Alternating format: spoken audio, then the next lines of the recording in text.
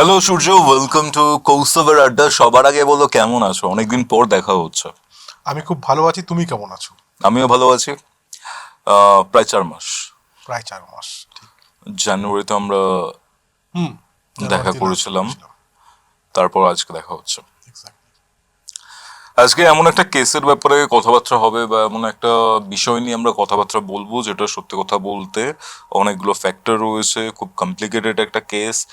Paranormal investigation রয়েছে, exploration রয়েছে, তান্ত্রিক রিচুয়ালস এর জায়গা রয়েছে, আরো অনেক কিছু রয়েছে। মাল্টিপল ডাইমেনশনাল একটা কেস। এক্স্যাক্টলি। ঘটনাটা কোথাকার? এটা দেখো, এক্সাক্ট লোকেশন আমি বলছি না, এটা হচ্ছে হুম। নর্থ কলকাতা, তুমি ধরে রাখতে পারো। এটা ওই হুম। লোকেশন বলা বারণ রয়েছে এই মুহূর্তে। ওই হুম। লোকেশনটা আমি ডিসক্লোজ করছি না। নর্থ কলকাতার একটা জায়গা। হুম। কি ঘটেছিল আর এই কবে এই পুরো ব্যাপারটার মধ্যে তুমি ইনভলভ হও? ঘটনাটা সূত্রপাত 2022-23, কারণ 2022-এ শুরু হয়েছিল, 23 হুম। থেকে আমরা টেক কেয়ার করেছি। ঘটনাটা আমি আজকে মিডিল থেকে শুরু করব।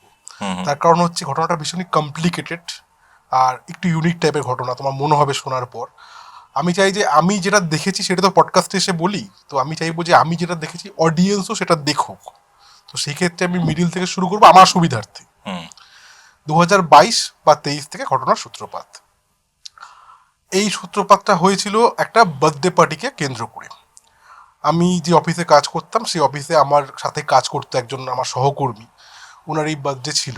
তো বহুবার ইনভাইটেশন আমাকে করা হয়েছিল, যে আসো আসো বলা হচ্ছিল, মানে কোনো ইনভাইটেশন বাড়িতে আমি খুব একটা অ্যাটেন্ড করি না আমি। কিন্তু এ বারবার করে ফোন করছিল বন্ধুটা, তো লাস্টের দিকে আমি গিয়েছিলাম। যাওয়ার পর কেক ফেক কাটা ফাটা হচ্ছিল, আমার ফোন থেকে ভিডিও করা হচ্ছিল। তো সেই টাইমে ভিডিও করার টাইমে না বারবার করে একটা ফোন আসছিল আমার ফোনে। আর আমার একটা নিয়ম রয়েছে, আমি যেই বাড়িতে ইনভেস্টিগেশন করে আসি সেই বাড়িতে কেস নাম্বার দিয়ে সেই নাম্বারটা সেভ করে রাখতাম। তখন আমার বিশেষ কোনো টিম ছিল না। আমি বিভিন্ন ইনভেস্টিগেশনের সঙ্গে কাজ করেছি ওই টাইমে, যাতে আমি বুঝতে পারি, কাজগুলোকে শিখতে পারি, ওইভাবেই চলতো দিন আমার। তো আমাকে বারবার করে আমার যে বান্ধবীরা ভিডিও করছিল বলছিল যে কেস নাম্বার এই নাম্বার নামে ফোনটা আসছে বারবার করে, আমি কেটে যেতে বলছিলাম। বারবার রিপিটেডলি ফোনটা আসছিল। তো আমি ফোনটাকে নিয়ে আমি ভাবলাম বলবো যে ওনাকে একটু পরে করছি, আমি একটা জায়গাতে রয়েছি। তো ফোনটা তুলি আমি, যখন তুললাম ফোনটাকে তখন আমার সেই কথাটা বলার আর সুযোগ হলো না। কারণ ওই বাড়ি থেকে ওনারা কাঁদতে আরম্ভ করেছিল, ভদ্রমহিলা কাঁদতে আরম্ভ করেছিল। তো আমি ফোনটাকে নিয়ে ছাদে চলে গেলাম, কারণ প্রচণ্ড গান বাজনা চলছিল ওইখানে, বার্থডে পার্টি বুঝতেই পারছো। তো আমি ছাদে গিয়ে ওনার কথাটা মানে বুঝতে পারছিলাম না, উনি কাঁদছিল বেশি, বলছিল কম জিনিসটাতে। খালি আমি এইটুকু বুঝতে পারছিলাম যে উনি উনার হাজবেন্ড মানে কিছুক্ষণ আগে উনি শেষকৃত্য করেছে, করে এসে আমাকে ফোন করছে। তো আমি ওনার কথা বুঝতে পারছিলাম না। পাশ থেকে দেখলাম আরেকজন ভদ্র মহিলা যিনি ছিল, উনি ওনার কাছ থেকে ফোনটা নিলেন। ওনার হয়তো পরবর্তীকালে আমরা জানতে পেরেছি ওনার বোনই ছিল ওটা। তো উনি আমাকে বলছে যেরকম তুমি আরেকবার কি এখানে আসতে পারবে? আনলাম যে বিষয়টা কি হয়েছে, উনি কাঁদছে কেন এইভাবে? তো বলছে এরকম ওনার হাজবেন্ড মারা গেছে, ঠিক আছে। আনলাম দেখুন, এই বাড়িতে প্রবলেম রয়েছে, আমি বাড়িটাতে আগে গিয়েছিলাম, এই বাড়িটাতে আমি আগে একবার গিয়ে এক্সপ্লোর করে এসেছি। প্রবলেম রয়েছে, উনিও বলছে যে আমি মানে পুরোটা শুনিনি, আমি অল্প বিস্তর জানি আমি।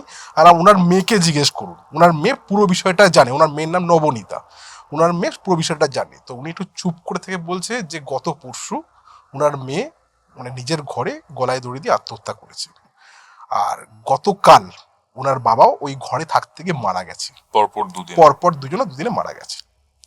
আমি তো পুরো মানে শুনে স্তম্ভিত হয়ে গেলাম, যে আমি যেই বাড়িটাতে যখন গেছিলাম সেই বাড়িটাতে ওই টাইম ওনারা বেঁচে ছিলেন, ঠিক আছে। তো আমি জিজ্ঞেস করলাম কিভাবে হলো, ওনারা না সেভাবে আর কিছু বলতে পারছিল না। আমায় খালি এই একটা খালি কথা বললো যে আপনি যখন কাজ মিটে যাবে আপনাকে ফোন করলে কি আপনি আরো একবার আসতে পারবেন বাড়িতে? হ্যাঁ, আমি মানে কোনো অসুবিধা নেই, আপনি আমাকে একটু অ্যাডভান্সলি জানিয়ে দেবেন, আমি শিডিউল করে চলে আসবো। ওনারাও ফোন রেখে দেয়, আমিও ফোন রেখে দিই। এবারে পরবর্তীকালে ওনারা আমার সঙ্গে যোগাযোগ করেনি। আমিও, আমার কতটা মনে ছিল না, আমিও কাজে ব্যস্ত ছিলাম, আমরাও সাইড বাই সাইড ইনভেস্টিগেশন চলছিল। তো সেই ক্ষেত্রে মানে আমিও ফোন করা হয়নি, ওনারাও ফোন করেনি। মোটামুটি 6 মাস গেছে, 6 মাসের কাছাকাছি ধরে রাখতে পারো, 6 মাস গেছে। ওই ভদ্রমহিলা ফোন করেছে, ওনার বাড়ি নিউ টাউনে, যিনি ওনার বোন ছিলেন। ফোন করে আমাকে বলছে যেরকম সূর্য তোমাকে একটু ইমিডিয়েট এফেক্টে আসতে হবে।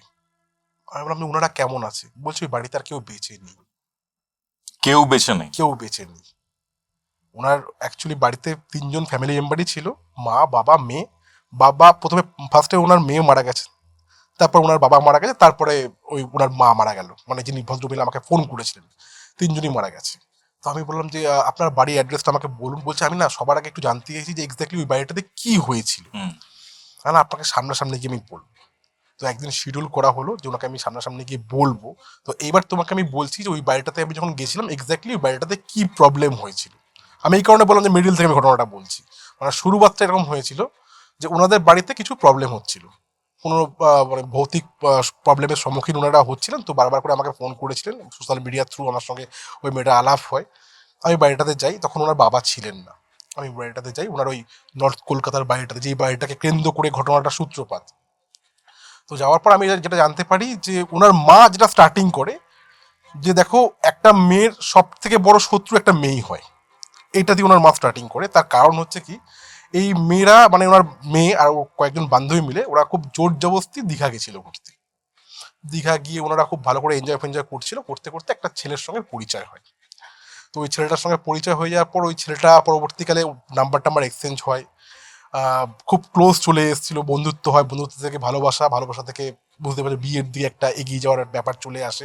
দুই বাড়ি থেকে মোটামুটি রাজি হয়ে গেছিল। ছেলেটা একটা প্রাইভেট ফার্মে ছিল, ভালো পোস্টে ছিল একখানা, রাজি হয়ে দুই বাড়ি থেকে রাজি হয়ে গেছিল, একটা বিয়ের দিকে এগিয়ে গেছিল।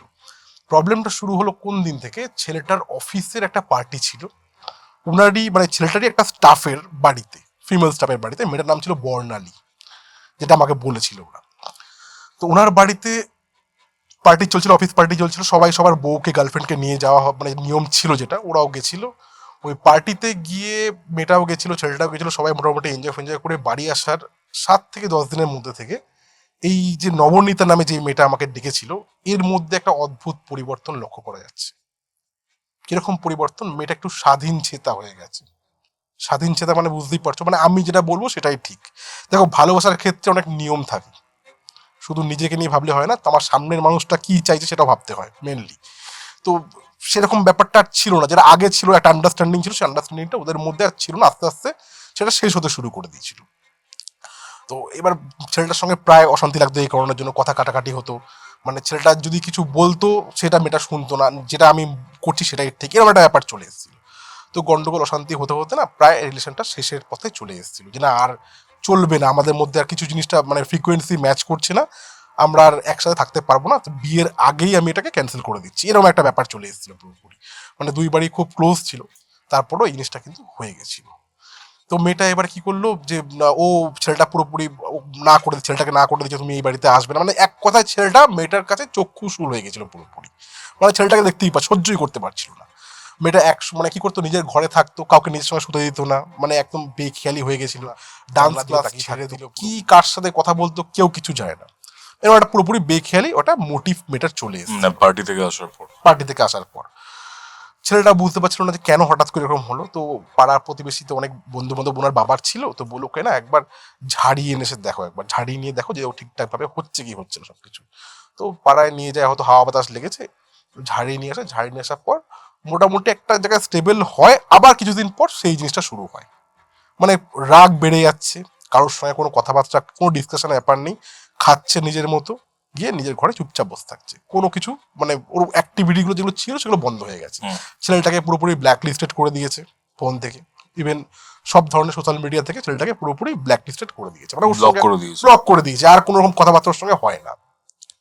এইবার মেয়েটা আস্তে আস্তে না বদলাতে আরম্ভ করলো, কি করলো যে নিজের হাত ব্লেড দিয়ে কাটতে আরম্ভ করলো, স্ক্র্যাচ করতে আরম্ভ করলো, ব্লাড যেভাবে বেরোয় ওরকম কাজ করতে আরম্ভ করলো। তো ওর বাবা দেখলো কি যে এইসব জিনিস না মানে স্বাভাবিক লাগছে না। ডাক্তার দেখানো হলো, রিপোর্ট নর্মাল। সাজেশন আসলো যে মানে আশেপাশে যারা বয়স্ক লোক যারা থাকে, বলো তোমরা একবার তারাপীঠে গিয়ে মাকে পুজো দিয়ে আসো, আর পারলে একবার কাউকে দেখিয়ে নিয়ে আসো। তো একটা কন্ট্যাক্ট পাওয়া গেল, তারাপীঠে মেয়েটাকে নিয়ে যাওয়া হলো। তারাপীঠে নিয়ে যাওয়ার পর পুজো অর্চনা বা বিভিন্ন ধরনের যজ্ঞ যা যা করানোর আছে করানো হলো। তারাপীঠে যাওয়ার পর মানে জানা গেল যে মেয়েটার উপর কোনো তন্ত্রক্রিয়া করা হয়েছে, কোনো পার্টিকুলার রিজনের জন্য মেয়েটার উপর কোনো তন্ত্রক্রিয়া করা হয়েছে, যেটার ইম্প্যাক্টে মেয়েটা এই কাজগুলো করছে। বাড়িতে আসলো, বাড়িতে আসার পর মেয়েটা মোটামুটি ঠিকঠাক থাকলো। 7-8 দিন ও খালি ঘুমিয়েই কাটিয়েছে বলতে পারো, মানে কোনো কিছু খাওয়া দাওয়া করছে, খালি ঘুমিয়েই কাটিয়েছে। তারাপীঠ থেকে এসে যে পুরোপুরি কিওর তাও নয়। তো ছেলেটাকে ওর মা ফোন করলো, মেয়েটার মা ছেলেটাকে ফোন করলো, ছেলেটা আসলো। ও আর ছেলেটা এসেছিল যেই বাড়িতে প্রোগ্রাম হয়েছিল ওই ভদ্রমহিলাকে সাথে নিয়ে, অফিস কলিগ, খুব ক্লোজ ওরা দুজন। বর্ণালী নামে যার বাড়িতে প্রোগ্রামটা হয়েছিল, একসঙ্গে এসেছিল ওরা, এসে দেখাশোনা করে টোরে গেল, বললো যে সব ঠিকঠাক করো না, মেয়েটাকে অনেক বোঝালো, কাউন্সিলিং করলো, ওই মেয়েটাও বুঝিয়ে চলে গেল। আবার প্রবলেম শুরু হলো, একই জিনিস সেম ভাবে মানে রিপিট টেলিকাস্ট হচ্ছে পুরোপুরি, মানে খাওয়া দাওয়া করছে না, নিজের চুল নিজে ছিঁড়ছে, আরো জিনিসটা যেন বাড়ছে। ওকে আবার নিয়ে যাওয়া হলো তারাপীঠে নিয়ে গিয়ে অন্য কিছু করা হলো, অন্য কোনো ক্রিয়া করা হলো, যাতে ওর, আর ওকে কোনো একটা তাবিজ বা কবজ দিয়ে দেওয়া হয়েছিল যাতে ও রক্ষা পায়। কারণ যারা এই কাজগুলো করছিল তারা বুঝতে পারছিল যে মেয়েটাকে ক্ষতি করার চেষ্টা করা হচ্ছে, কিন্তু এক্স্যাক্টলি কে করছে তখন কিন্তু ধরা যায়নি। বাড়িতে আসার মোটামুটি 7 দিন 8 দিন মেয়েটা ভালো ছিল, আগের থেকে রিকভারি করছিল, তারাপীঠ থেকে সেকেন্ড টাইম আসার পর থেকে রিকভারি করছিল। একদিন কি হয়েছে, মেয়েটা নিজের ঘরে রয়েছে, ওনার বাবা বাড়িতে নেই, বাড়ির মানে কাজে ফাজে গিয়েছিল হয়তো, মা নিচে রয়েছে, হঠাৎ বাইরে কলিং বেলের আওয়াজ, গেট খুলে দেখছে যে ওই বর্ণালী নামক ওই ভদ্রমহিলা এসছে। যেহেতু ওনার উডবি হাজবেন্ডের চেনাশোনা, অ্যালাও করেছে বাড়ির মধ্যে, উপরে গেছে, গিয়ে মেয়েটার সঙ্গে কথাবার্তা বলেছে, ওর মাকে বলেছে আমি একটু ওনার সঙ্গে একা কথা বলতে চাই, কি প্রবলেম হচ্ছে তোমাদের মধ্যে, এত ভালো সম্পর্ক, মানে ওকে জাস্ট মানে একটা সেটেলমেন্টের কাজ করতে উনি এসছে। উনি বেরিয়েছে, ছেলেটা ওর মায়ের ফোন করছে যে আমি বুঝতে পেরেছি এটা কে করিয়েছে, মানে মেয়েটার মায়ের ফোনে ওর মানে উডবি হাজবেন্ড ফোন করেছে যে আমি বুঝতে পেরেছি যে এই কাজটা কার দ্বারা সম্পন্ন হয়েছে, এটা অনেক বড় একটা মানে খেলা তৈরি হয়েছিল, জিনিসটা আমি সেটা হাতে নাতে ধরেছি, সেটা আমার উপরও প্রয়োগ হচ্ছিল। তো মা বলছে আমি কিছু বুঝতে পারছি না তুমি কি বলতে চাইছো। বলছে আমি বলছি, আপনি একটু শান্ত হয়ে শুনুন। ওই বর্ণালী নামে যে মেয়েটা ছিল না, ও যেদিনকে ওই বাড়িতে পার্টি করতে গেছিল, ওর খাবার থালা থেকে কিছু একটা পার্টিকুলার কাজ করে তন্ত্রক্রিয়া করা হয়েছিল, মানে ওর যে খাবার এঁঠো থালাটা যেটা ছিল করেছিল, কারণ ওই বর্ণালী নামে মহিলা, উনি হচ্ছে ডিভোর্সি একজন মহিলা, উনি এই ছেলেটার প্রতি আকৃষ্ট, ওনার উডবি হাজবেন্ডের প্রতি আকৃষ্ট। তো ওই কারণের জন্য একে মানে নিজের করার জন্য এই সম্পর্কটা শেষ করার চেষ্টা করা হয়েছে। এইবার এই ছেলেটা যখন ওকে পছন্দ করছিল না, তখন এই ছেলেটাকেও মানে ডমিনেট করার জন্য, নিজের কাছে করার জন্য অনেক কিছু তন্ত্রক্রিয়া করতে গেছিল, সেটাও দেখে নিয়েছে। বলছে ওকে কিন্তু ভুল করেও, ওর যদি ফোন করে ওকে, ও নাম্বার সব এক্সচেঞ্জ করেছিল মেয়েটার সঙ্গে, ফোন করলে কিন্তু আর ফোন ধরতে না করবেন, ওই কিন্তু মেন নষ্টের গোড়া, আমি এর ব্যবস্থা নেব। তখন ওর মা মাথায় হাত দিয়ে ফেলেছে, বলছে ও তো কিছুক্ষণ আগে আমার বাড়িতে ছিল, বর্ণালী তো কিছুক্ষণ আগে আমার বাড়িতে এসেছিল। বলছে কি বলছেন, ওকে তো আমি অফিস থেকে ট্রান্সফার করে দিচ্ছি, ও রিজিগনেশন দিয়ে বেরিয়ে গেছে, মানে ওর অফিস থেকে রেজিগনেশন দিয়েছে, দিয়ে বেরিয়ে ডিরেক্টলি ওর বাড়িতে এসছে, আচ্ছা, এসে বেরিয়ে গেছে। বলছে যা হওয়ার হয়ে গেছে, নেক্সট টাইম ফার্দার কিন্তু ওকে অ্যালাউ করবেন না। তারপর থেকে কি হলো, বাড়িটার মধ্যে একটা অন্যরকম আবহাওয়া সৃষ্টি হলো। কিরকম আবহাওয়া, মেয়েটা উপরেই শুতো, মেয়েটা আগের থেকে রিকভারি করছিল, এবার মেয়েটা ভয় পেতে আরম্ভ করলো। কেন ভয় পেতে আরম্ভ করলো, বাড়ির মধ্যে এবার একটা শ্যাডোই ফিগার দেখা যাচ্ছে। কিরম টাইপের শ্যাডোই ফিগার, মানে বোঝা যাচ্ছে না যে কিছু একটা রয়েছে বাড়ির মধ্যে, এটা বোঝা যাচ্ছে, পায়ের আওয়াজ করছে, কখনো গেট নকিং করছে, এরকম একটা প্রবলেমেটিক জিনিসটা শুরু হচ্ছে। তো মেয়েটা নিজের বাড়ির লোককে বলেছে, একজন তান্ত্রিককেও আনা হয়েছিল বাড়ির মধ্যে, সে কিছু মানে সুবিধার্থে কিছু করতে পারেনি উনি। ঠিক আছে, এরকম হতে হতে কি হলো, ছেলেটা তখন আসলো, এসে বলে দেখো ওকে এই বাড়িতে, দেখুন ওকে এই বাড়িতে রাখাটা ঠিক হবে না, ইমিডিয়েট এফেক্টে আমরা মন্দিরে গিয়ে বিয়ে করব, বিয়ে করে আমি ওকে নিজের বাড়িতে রেখে দিচ্ছি, যা হবে আমি টেক কেয়ার করবো, আমি ওকে খুব ভালোবাসি, আমি বুঝে নেবো কি করতে হবে না হবে। এটা তো পুরোপুরি ওর কোনো দোষ নেই, এটা ওকে দিয়ে করানো হচ্ছিল, যেটা এতক্ষণ দেখানো হচ্ছিল। এইবার ইন দ্য মিন হোয়াইল কি হলো, বিয়ের একটা দিন ঠিক হলো। বিয়ের দিন ঠিক হওয়ার মোটামুটি 7 থেকে 8 দিনের আগে খবর আসলো কি, যে বর্ণালী নামক যে ভদ্রমহিলা ছিলেন, উনি নিজের ঘরে কিন্তু আত্মহত্যা করে নিয়েছে, হঠাৎ করে, ওকে ওকে ওকে। হঠাৎ করে আত্মহত্যা করে নিয়েছে। এবার আত্মহত্যা করার পর কি হয়েছে, ওনার যে বডি যেটা ছিল সেটাতে কি ছিল, যে ওনার মেঝেতে প্রচুর রক্ত ছিল, উনি নিজের হাত কেটেছে প্রথমে, আর আয়নার মধ্যে একটা ড্রয়িং করা ছিল, সেই ড্রয়িংটা কেউ বুঝতে পারেনি যে কি ড্রয়িং করা ছিল, আয়নার মধ্যে ড্রয়িং ছিল, আর মেঝের মধ্যেও কিছু একটা আঁকা ছিল যার মধ্যে রক্তপাত করা ছিল। তারপর উনি গলায় দড়ি দিয়ে আত্মহত্যা করে নিয়েছে, উনি মারা গেছে। এখন প্রবলেম, মানে আমি যখন গেছিলাম ওনার বাড়িতে তখন প্রবলেমটা অন্যরকম শুরু হয়েছে। প্রথমে তো জাস্ট লাইটলি হচ্ছিল, মানে মাইল্ড প্রবলেম ছিল, এখন সেটা সিভিয়ার প্রবলেমে পরিণত হয়েছে। কি প্রবলেম হচ্ছে, এখন সন্ধ্যের পর থেকে এই বাড়ির মধ্যে একটা মহিলা শ্যাডো ফিগার দেখা যাচ্ছে, আর সে যখন তাকে যখন দেখা যাচ্ছে তার সাথে মানে সে রীতিমতো লোকজনকে থ্রেট করছে, মানে আনাচে কানাচে যখন তাকে দেখা যাচ্ছে সে রীতিমতো লোকজনকে থ্রেট করছে যে বাড়ি ছেড়ে দেওয়ার জন্য, মানে কিন্তু সে সবকিছু শেষ করে দেবে। এটা কি হয়েছে, বাড়ির মধ্যে যারা সেবক সেবিকা যারা ওনারা কাজ করতে, যারা সেবা শুশ্রূষা করতো, রান্না বান্না বা কাপড় কাচার কাজ বাজ করতো, তো সেই ক্ষেত্রে তারা কিন্তু একটা থ্রেটের সম্মুখীন হচ্ছিল, যে বাড়ির ওরা আনাচে কানাচে একজন মহিলা শ্যাডো ফিগার কিন্তু দেখতে পাচ্ছিল। তো তাই জন্য আমাকে ডাকা হয়েছে ওই বাড়িটাতে, যে এটা কেন হচ্ছে এটা জানার জন্য। আমি বাড়িটাতে যাই, বাড়িটাতে কথা বলতে বলতে ওনার বাবা চলে আসে। এসে নিয়ে উনি প্রায় ফ্রাস্ট্রেটেড। উনি আমাকে ডাইরেক্টলি বলছে, আমরা কিচ্ছু চাইছি না, আপনি দয়া করে এখান থেকে চলে যান। আমরা এই জিনিসটাকে নিয়ে আর কোনো আলোচনা করতেই চাইছি না, আমি আর কোনো বাড়াবো না, মানে এইসব জিনিস নিয়ে আর কথা বাড়াতেই চাইছি না। উনি ভেবেছে আমি কোনো তান্ত্রিক বা কোনো রকম কোনো অ্যাস্ট্রোলজারকে ওনারা হয়তো ডেকেছে আমাকে। আমি বললাম, দেখুন কাকু, আমি কোনো অ্যাস্ট্রোলজার নই, আমি কোনো তন্ত্র সাধকও নই, আমি জাস্ট প্রবলেমটা শুনতে এসেছি, আমরা ইনভেস্টিগেটর, আমরা গ্যাজেটসের মাধ্যমে ইনভেস্টিগেশন করি, ঠিক আছে? বলছে আমি সব জিনিস কিছু চাই না, আপনি প্লিজ দয়া করে চলে যান, আমি চাইছি না যে আমার বিপি হাই হোক আপনার জন্য, এরমভাবে বলছিল। মানে উনি একটু বামপন্থা মনোভাবী, এত কিছু হচ্ছে উনি দেখতে পাচ্ছে, বুঝতে পারছে, কিন্তু কেন হচ্ছে সেটা জানার ওনার ইচ্ছাটা নেই এই মুহূর্তে, বা কোনো কারণের জন্য এতবার হয়তো ওই তান্ত্রিকের মাধ্যমে উনি বিফলে গেছে বলে হয়তো আর এতটা জিনিসটাকে এন্টারটেইন করতে চাইছে না। আমি বেরিয়ে যাচ্ছিলাম, মেয়েটা কি করলো, গেটের সামনে এসে জাস্ট হাত জোর করে বলছে যে দাদা আপনি যাবেন না। আর বাবা এরমভাবে কথাবার্তা বলে, আমি ওনার হয়ে ক্ষমা চেয়ে নিচ্ছি, আমি বাঁচতে চাই, আমি একজন স্কুল টিচার হতে চাই, আমি আমি বাচ্চাদেরকে পড়াতে চাই, আমার অনেক স্বপ্ন রয়েছে, আমার মনে হচ্ছে না আমি বাঁচতে পারবো, কারণ আমার কাছে এই মুহূর্তে একটাই খালি কথা কানে বাজছে, আমাকে কেউ মরতে বলছে, কেউ আমাকে আত্মহত্যা করে নিতে বলছে, আমি কি করবো বুঝতে পারছি না, আপনি দয়া করে থেকে যান। ওর মাও কাঁদতে আরম্ভ করে দিয়েছিল, মানে সিচুয়েশনটা খুব খারাপ ছিল ওই টাইমে। আমি দাঁড়িয়ে গেলাম, ওনার বাবাও দেখলাম একটু নরম সরম হলো। হওয়ার পর আমাকে বললো, যেরকম আপনি কি রাত্রিবেলা তাহলে থাকবেন এখানে? আমি বললাম, হ্যাঁ, আমাকে তো রাত্রে যেহেতু প্রবলেমটা শুরু হচ্ছে, আমাকে রাত্রে থাকতে হবে। ওই উপরের ঘরটায় মেয়েটা থাকতো, মেয়েটা নিজের ওই মানে বালিশ ফালিশ যা যা ছিল সব কিছু নিয়ে নিচের ঘরে চলে গেল, আমি উপরের ঘরে চলে আসলাম। তো আমাকে ওনার মা বলছে, আপনি কি ঘুমাবেন? আর না, ঘুমাবো না, আমি সারাটা রাত জাগবো, আপনারা নিচে থাকবেন, আমি উপর দিকটা থাকবো, আমি দেখবো রাত্রিবেলাতে কি হয় এক্স্যাক্টলি। তো ওর মা বলছে যে প্রবলেমটা মেনলি কি হচ্ছে, এই যে সিঁড়িটা, মানে নিচ থেকে যে উপর ঘরে ওঠার যে সিঁড়িটা, ওই সিঁড়ির সামনে সবচেয়ে বেশি দেখা যাচ্ছে। একদিন এমন হয়েছিল যে ওনার মা আর মেয়ে, মেয়ে যেহেতু ভয় পাচ্ছিল, মা আর মেয়ে একসঙ্গে শুয়েছিল। তো ওনার মা বলছে যে বাথরুমের দরজাটা বন্ধ ছিল, মেন গেট বন্ধ, বাথরুমের দরজা বন্ধ, একটা জিরো ল্যাম্প জ্বলছে, মেয়ে অঘরে ঘুমাচ্ছে আমার পাশে, আমিও ঘুমিয়ে আছি। আমার ঘুমটা ভাঙলো একটা শব্দটা হচ্ছে বাথরুমের ভিতর থেকে মনে হচ্ছে গেটটাকে কেউ ঠেলে খোলার চেষ্টা করছে, ঠক ঠক ঠক করে ভিতর থেকে ঠেললে যেমন হয় না, ওরকম একটা করার চেষ্টা করছে, কেউ না কেউ রয়েছে। তো আমি প্রথমে ভাবলাম হয়তো ঝড়ফড় উঠেছে, ওই জন্য এরকম সমস্যাটা হচ্ছে। হঠাৎ দেখলাম বাথরুমের গেটটা চোখের সামনে খুলে গেছে, চোখের সামনে খুলে উনি স্পষ্ট দেখেছে যে কেউ একজন রয়েছে, মানে পাস করে যাচ্ছে। উনি সঙ্গে সঙ্গে গেট খুলেছে, গেট খুলে তড়িঘড়ি নিচে গেছে, নিচে গিয়ে দেখছি ওনার বাবাও বেরিয়ে এসছে। ওর বাবা নিচে একা শুতো। তো বাবাকে জিজ্ঞেস করছে কি হয়েছে, বলছে কিছু হয়নি, বাথরুম করতে উঠেছিলাম, তুমি গিয়ে শুয়ে পড়ো। ওর মা বাবাকেও বলেনি, নিজে শুয়ে পড়েছিস। পরের দিনকে ওনার বাবা বলছে যে আমি রাত্রে শুয়েছিলাম, আমি দেখতে পাচ্ছিলাম যে একজন মহিলা না, ঠিক মনে হলো যেন ঘরের মধ্যে ঢুকছে, একদম একদম কনফার্ম একটা মহিলা ঘরের মধ্যে ঢুকছে, ওনার বাবা এটা দেখতে পেয়েছে। তো ওনার মা বলছে আমি ওরকম একটা কিছু দেখেছি, যে বাড়ি মানে ঠিক বাথরুমের গেট থেকে মেন গেট দিয়ে পাস করে নিচের দিকে নামছে। বলছে যে আমি ভেবেছিলাম তোমরা কেউ হয়তো এসছো, আমি ওই জন্য ইগনোর করে গেছি পুরোপুরি।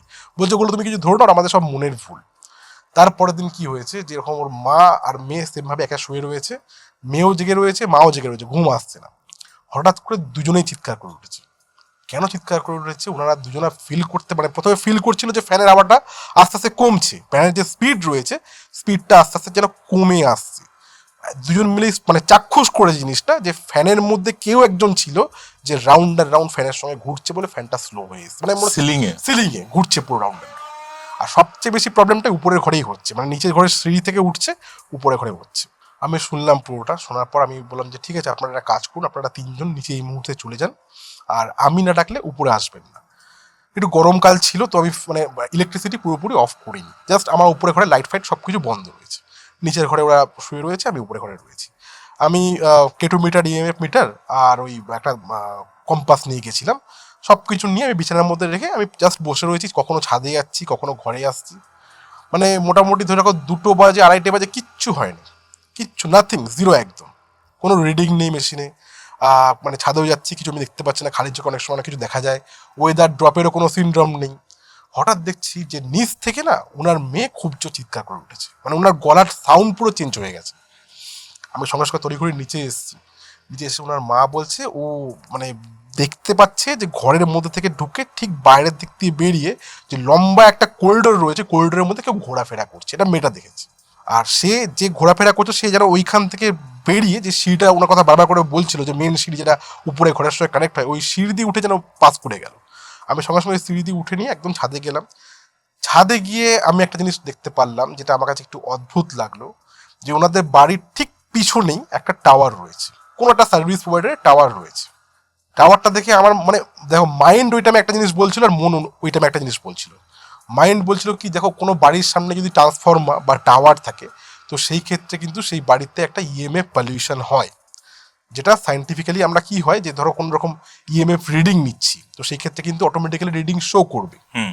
ওটাকে বলা হয় ইএমএফ পলিউশন বা ইএমএফ একটা হটস্পট তৈরি হয়ে যায়। আমরা প্যারানর্মাল ইনভেস্টিগেশনের ভাষায় ওটাকে বলা হয় ইএমএফ পলিউশন বা ইএমএফ হটস্পট। আমি তখন বুঝতে পারলাম যে রিডিংটা নিচে নিচ্ছে না কিন্তু উপরে নিচ্ছে, একটা জায়গাতে কিন্তু কনস্ট্যান্ট রয়েছে, মানে আমি যখন মুভ করছি ছাদে কিন্তু খুব হাই রিডিং। সেটার কারণ হচ্ছে ওই বাড়ির টাওয়ারটা, বাড়ির সামনে টাওয়ারটা।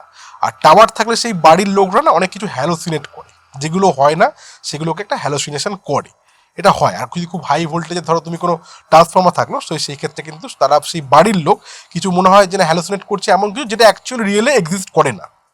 তো আমি বললাম যে দেখুন আমার মনে হচ্ছে এই বাড়িটাতে কিছু নেই, এই বাড়িটাতে জাস্ট এই বাড়ির সামনে যে টাওয়ারটা রয়েছে এই টাওয়ারের জন্য বাড়ির মধ্যে একটা ইএমএফ পলিউশন হচ্ছে।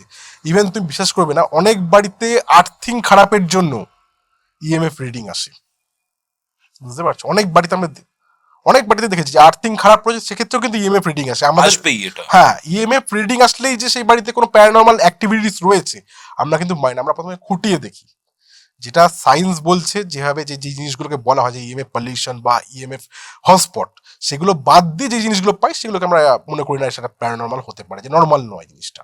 তো আমি ওনাদেরকে বললাম, আশ্বস্ত করলাম যে না বাড়িতে আমার মনে হচ্ছে না কিছু রয়েছে, তাও আপনি একটা কাজ করুন, আপনি হনুমান চল্লিশা শুনুন, আপনি ঘুমানোর সময় মাথার পিছনে একটা ওই ময়ূরের পেখম রেখে ঘুমান, যেগুলো যেগুলো যেগুলো মানে ইনিশিয়াল লেভেলে করতে হয়। আমি ওই বাড়ি থেকে চলে আসলাম, চলে আসার পর আজকের দিনে দাঁড়িয়ে এই ঘটনাটা, তারপরেই ওনারা ব্যাক টু ব্যাক ওনারা মারা যায়। তো তারপর উনি আমাকে ওই নিউ টাউনে যে ভদ্রমহিলা আমার সঙ্গে কন্ট্যাক্ট করেছিল উনি আমাকে ডাকার পর আমি ওনাদের বাড়িতে যাই, গিয়ে এই ঘটনাটাই যেটা তোমাকে বললাম এখন আমি এই ঘটনাটাই বলি যে এক্স্যাক্টলি ওই বাড়িতে আমি কি কি ফিল করেছিলাম। আচ্ছা, তারপর কি হলো? তারপর উনি আমাকে রিকোয়েস্ট করলেন ভদ্রমহিলা যে আপনি ওই বাড়িটাতে, আমরা তারপরে অনেক ভাড়া দেওয়ার চেষ্টা করেছি কারণ বাড়িটা তো উত্তরাধিকারী সূত্রে উনিই পাচ্ছেন, আর তো কেউ রইল না আমাদের ওই বাড়িতে। তো বললো যে আমরা চেষ্টা করেছিলাম যে প্রথম দিকে যে বাড়িটাতে এরকম রেনোভেশন করাবো, করে নিয়ে ভাড়া টাড়া দেবো, তো কিছুতেই কিছু করে উঠতে পারছি না। একজনকে আমরা দিয়েছিলাম ভাড়া, চেষ্টা করেছিলাম যাতে ওনারা থাকতে পারে, ওনাদের খুব কাছের মানুষ ছিল ওনারা। তো ওনারা বাড়ির মধ্যে সেম ভাবে কিছু ভৌতিক প্রবলেমের সম্মুখীন হচ্ছেন। তো ওনারা বলছেন আর বাড়িটার মধ্যে প্রবলেম রয়েছে, আমরা থাকতে পারবো না। এইবার কি হয়েছে, ওই পাড়ার মধ্যে একটু গুজব রটে গেছে যে বাড়িতে এরকম তিনটে মৃত্যু হয়েছে, তো সেই ক্ষেত্রে এই বাড়িটা এখন অভিশপ্ত। তো সেই ক্ষেত্রে বাড়িটা কেউ কিনতেও চাইছে না, আর যে প্রমোটার কিনতে চাইছে যে এমন দাম দিচ্ছে সেই দাম হয় না ওই বাড়িটার। প্রায় আড়াই কাটা 3 কাটা জায়গার উপর বাড়ি, অনেকটা বড় জায়গায় যুগে বাড়িটা ছিল, কিন্তু ওই দামটা হয় না। এরকম একটা দুর্নাম বাড়িটার মধ্যে রটে গেছিল।